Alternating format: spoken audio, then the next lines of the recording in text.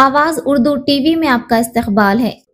नंदियाल से ताल्लुक रखने वाले शेख मोहम्मद हारिस ने एक बार फिर कौमी सतह पर अपनी सलाहियतों का लोहा मनवाया।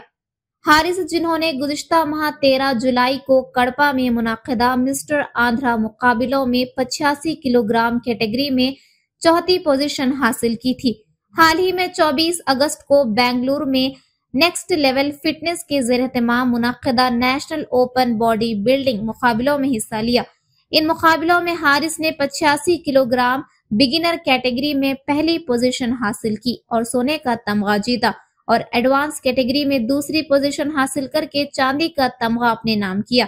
इस मौके पर वेलनेस इंडियन जिम के बानी और मिस्टर इंडिया विनर कोच काजी उस्मान गनी और NMD फेरोज ने हारिस को इस कामयाबी पर मुबारकबाद दी। अभी हमारे वेलनेस जिम में हमारे वेलनेस जिम की तरफ से बेंगलुरु में कंपटीशन के लिए गए थे। इस पर 4 तारीख को हमारे हारिस जूनियर्स में गोल्ड मेडल और सीनियर्स में सेकंड सिल्वर मेडल मारे।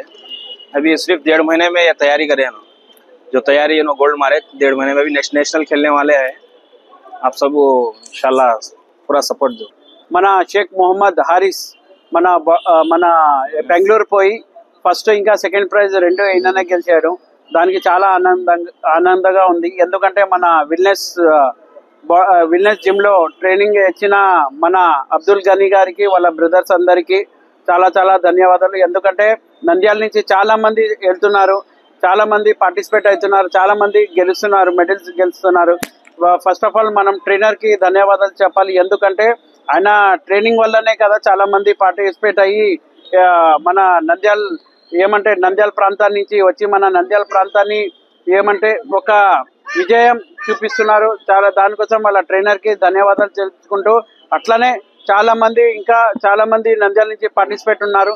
అందరికీ ఖచ్చితంగా మన తెలుగుదేశం పార్టీ నుంచి అందరికీ మా వల్ల సపోర్ట్ ఉంటుంది. ఖచ్చితంగా మీకు ఇంకా ముందుకు తీసుకువెళ్ళాలి.